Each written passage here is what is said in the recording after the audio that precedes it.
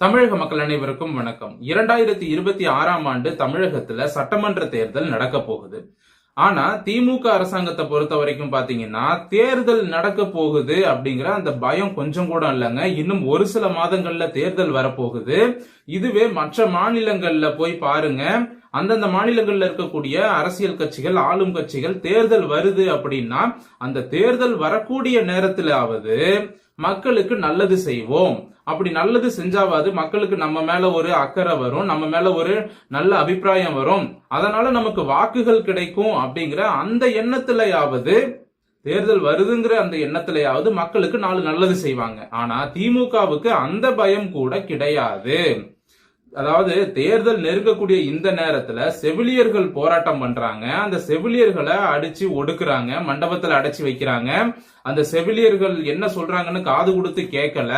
மா சுப்பிரமணியம் அவர்கள் என்ன சொல்றாரு அப்படின்னா, தேர்தலில் வாக்குறுதி கொடுத்தா அதை நிறைவேற்றியே ஆகணும்னு ஒன்னும் கட்டாயம் இல்லையே அப்படின்னு பேசுறாரு.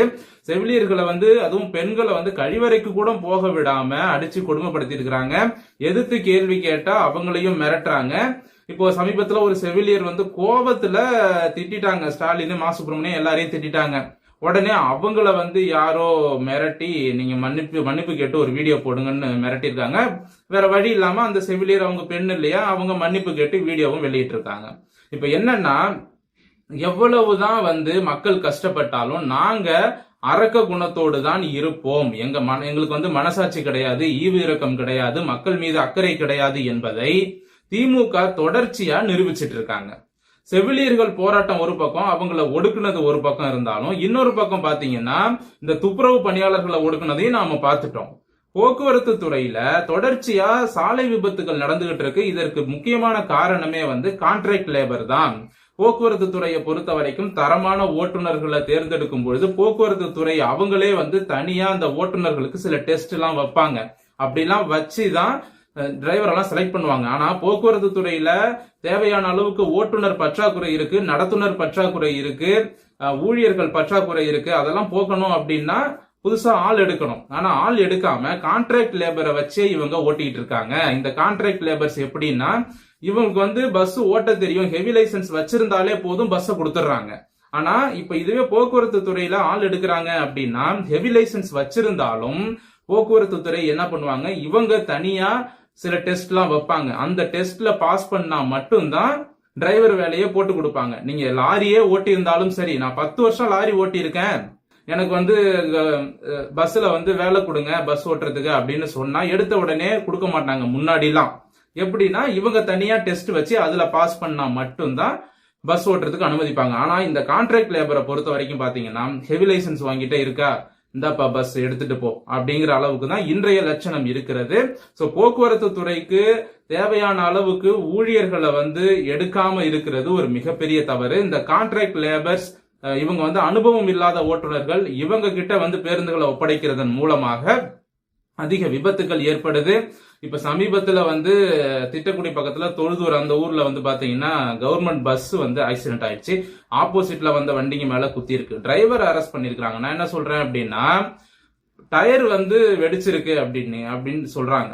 சோ அந்த டயர் வெடிச்சிருக்குன்னா அந்த டயரை ஏன் இவங்க கவனிக்கல? விரைவு பேருந்துகள், தொலை தூரத்துல செல்லக்கூடிய பேருந்துகள், மதுரையில இருந்து சென்னை வருது அப்படின்னா அந்த பேருந்துகளோட தரத்தை பார்க்கணும், டயர் எல்லாம் சரியா இருக்கான்னு செக் பண்ணணும். எல்லாத்தையுமே டிரைவரே பார்த்துட்டு இருக்க முடியாதுங்க. டெப்போல இதுக்குன்னு தனியா ஆட்கள் இருப்பாங்க, அவங்க எல்லாம் செக் பண்ணணும். ஒரு பஸ்ஸையும் செக் பண்ணணும்.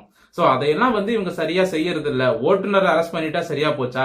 இப்ப பிரைவேட் பஸ் 2 ஆக்சிடென்ட் ஆச்சு, உடனே அந்த பஸ்ஸோட பர்மிட்டை கேன்சல் பண்ணீங்க. ஆனா இப்ப கவர்மெண்ட் பஸ் ஆக்சிடென்ட் ஆயிருக்கு. சிவகங்கையில கவர்மெண்ட் பஸ் ஆக்சிடென்ட், இப்ப கவர்மெண்ட் பஸ் ஆக்சிடென்ட். இப்ப கவர்மெண்ட் மேல என்ன நடவடிக்கை எடுக்க முடியும்? இல்ல கவர்மெண்ட் இதுக்கு பொறுப்பேற்றுப்பாங்களா? சோ என்ன சொல்றோம் அப்படின்னா, போக்குவரத்து துறையை பொறுத்த வரைக்கும் ஊழியர்களை எடுங்க, அந்த பஸ் எல்லாம் கவனிங்க. சோ கவர்மெண்ட் பஸ் எல்லாம் எஃப்சிக்கு போச்சு அப்படின்னா ஒண்ணு கூட தேராது. சோ பேருந்துகளின் தரம் என்பது குறைவா இருக்கு. இன்னொரு பக்கம் பாத்தீங்கன்னா வரிசையா வால்வோ பஸ் எல்லாம் புதுசா இறக்கி இருக்கிறாங்க. ஒரு பக்கம் ஆக்சிடென்ட் 10 பேர் இறந்துட்டாங்க, இன்னொரு பக்கம் புதுசா வால்வோ பஸ். ஸ்டாலின் அவர்கள் பஸ் எல்லாம் திறந்து பஸ் தொடங்கி வைக்கிறாரு பயணத்தை. சரி, ஓகே, வால்வோ பஸ் இதெல்லாம் ஒரு முன்னேற்றத்திற்கான அடையாளம், இதெல்லாம் ஏத்துக்கிறோம். ஆனா இந்த வால்வோ பஸ் பிரைவேட்டுக்கு போட்டியா வால்வோ பஸ் எல்லாம் விடுறீங்க. இது இன்னும் 1 வருஷம் இந்த பஸ் இப்படியே இருக்குமா புதுசு மாதிரியே? இருக்குமான்னு கேட்டா இருக்காது. ஏன்னா இதை சரியா மெயின்டைன் பண்ண மாட்டாங்க. அதுதான் கவர்மெண்ட்ல இருக்கிற ஒரு பெரிய பிரச்சனை. சோ இங்க அரசாங்கத்துல இருக்கக்கூடிய பிரச்சனையே என்ன அப்படின்னா, டிரான்ஸ்போர்ட் டிபார்ட்மெண்ட்ல பேருந்துகள் புதுசா வாங்குறாங்க, ஆனா அதை தொடர்ச்சியா பராமரிக்கிறது இல்ல. அப்படி பராமரிக்காததுனாலதான் தொடர்ச்சியான விபத்துக்கள் என்பது ஏற்படுது. பஸ் ஒரு வருஷத்திலே பழைய பஸ்ஸா மாறிடுது. சோ இத கொஞ்சம் கண்ட்ரோல் பண்ணணும். பேருந்துகளை தொடர்ச்சியா நல்ல முறையில பராமரிக்கணும். பிரைவேட் பஸ் எப்படி பராமரிக்கிறாங்களோ அந்த மாதிரியே நீங்களும் அந்த பராமரிப்புக்கு கொஞ்சம் நிறைய செலவுலாம் பண்ணணும். பஸ் புதுசா வந்துச்சா அந்த பஸ் பழசாகிற வரைக்கும் ஓட்ட வேண்டியது, பழசான உடனே தூக்கி போட்ட வேண்டியது, அப்புறம் கவர்மெண்ட் அடுத்த புது பஸ் இறக்குதா அதை எடுத்துக்க வேண்டியது. சோ இந்த மாதிரி எல்லாம் இருந்தோம் அப்படின்னா டிபார்ட்மெண்ட் நஷ்டத்துல தான் போகும். இப்போ போக்குவரத்து துறை இப்படி. இன்னொரு பக்கம் பாத்தீங்கன்னா இபில பாத்தீங்கன்னா கரண்ட் பில்லு தாறுமாறா ஏறி போய் நிக்குது. ஆனா அங்க ஊழியர்கள் என்ன சொல்றாங்க, எங்களுக்கு வேலை செய்யறோம் நாங்க, எங்களுக்கு ஒரு கிளவுஸ் வாங்கி கொடுங்க, கைக்கு ஒரு கிளவுஸ், காலுக்கு ஒரு கிளவுஸ், கரண்ட் கம்பத்துல ஏறுறோம், எங்களுக்கு சேஃப்டிக்கு தேவையான பொருட்கள் வாங்கி கொடுங்க, பாதுகாப்பு உபகரணங்கள் வாங்கி கொடுங்க அப்படின்னு மின்சார ஊழியர்கள் போராட்டம் பண்றான். ஆனா அதை கவனிக்கல. அதை விட்டுட்டு கரண்ட் பில்ல மட்டும் 3-4 தடவை ஏத்திட்டாங்க. கரண்ட் பில் மட்டும் இன்னைக்கு தாறுமாறா ஏறி போய் நிக்குது. இதற்கு ஸ்டாலின் கவர்மெண்ட் என்ன பதில் சொல்லும்? இந்த பிரச்சனையெல்லாம் விடுங்க. சரி, இப்ப இவ்வளவு டிபார்ட்மெண்ட்லயும் இவ்வளவு பிரச்சனைகள் இருக்கு. கோயில்ல பாத்தீங்கன்னா அங்க அது பெரிய பிரச்சனை.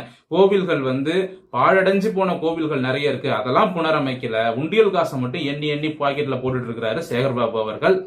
இப்போ இவ்வளவு பிரச்சனைகளுக்கு நடுவுல இந்த SIR அப்படின்னு ஒண்ணு சென்ட்ரல் கவர்மெண்ட் என்ன பண்றாங்க, அடுத்த வருஷம் தமிழ்நாட்டுல எலெக்ஷன் வரப்போகுது, இந்த போலியான வாக்காளர்கள் பேரெல்லாம் எடுக்கணும் அப்படின்னு சொல்லி SIR கொண்டு வராங்க. உடனடியாக திமுக கவர்மெண்ட் என்ன சொல்றாங்க அப்படின்னா, இஸ்லாமியர்களின் வாக்குகளை நீக்குவதற்காகவே பிஜேபி கவர்மெண்ட் இத பண்றாங்க.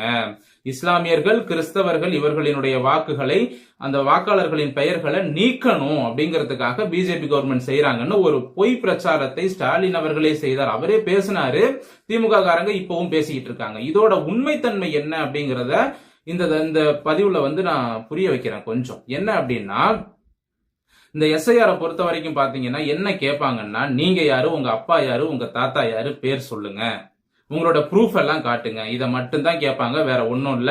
உங்க வீட்டுல சகோதரிகள் இருக்காங்களா, கல்யாணம் ஆகி வேற வீட்டுக்கு போயிட்டாங்களா, உங்க வீட்டுல இருக்கிற ஆட்கள் யாராவது வேற ஊர்ல போய் செட்டில் ஆயிருக்காங்களா, இதெல்லாம் கேட்பாங்க. சோ இந்த டீடைல் எல்லாம் கொடுத்துட்டோம் அப்படின்னா, இப்ப கல்யாணம் ஆகி போயிருந்தா அவங்களுக்கு இங்க ஒரு ஓட்டு இருக்கும், கல்யாணம் ஆகி போன இடத்துல அங்க ஒரு ஓட்டு இருக்கும். சோ அதெல்லாம் பார்த்து அதுல ஒரு ஓட்டை எடுத்துருவாங்க.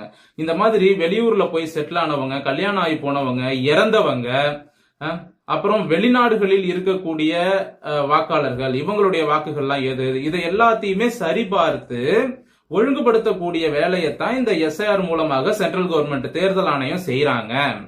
ஆனா திமுக கவர்மெண்ட் இதுலயும் ஒரு அரசியல், அதாவது பிஜேபி சிறுபான்மை வாக்குகளை குறைக்கணுங்கிறதுக்காக வேணும்னே பண்றாங்க. தமிழ்நாடு முழுவதும் 1 கோடி வாக்காளர்கள் நீக்கப்பட்டிருக்கிறார்கள். இந்த 1 கோடி வாக்காளர்களும் கடந்த 30 ஆண்டுகளுக்கும் மேலாக பெயர்கள் நீக்கவே இல்லை.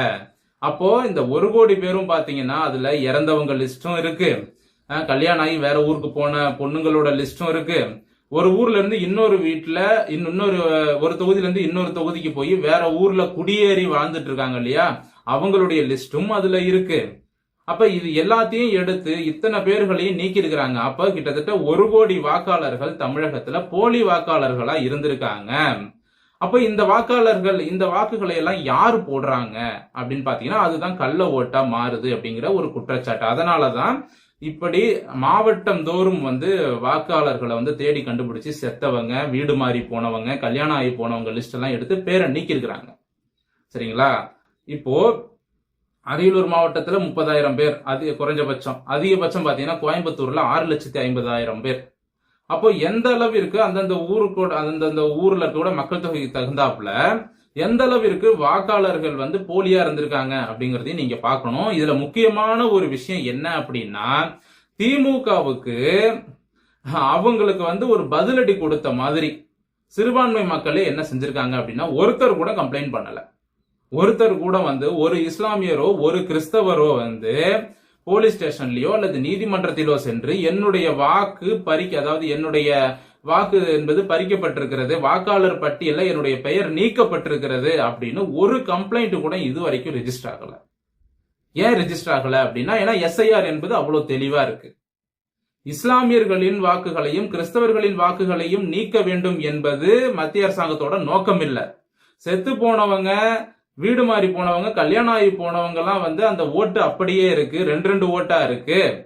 அதை தான் நீக்கணும் அப்படிங்கிறது தான் சென்ட்ரல் கவர்மெண்டோட ஒரு எண்ணமே தவிர, இந்த திமுக சொல்ற மாதிரி சிறுபான்மை வாக்குகளை நீக்கிற எண்ணம் கிடையாது. ஏன்னா பிஜேபிக்கு சிறுபான்மை மக்களே ஓட்டு போடுறாங்க.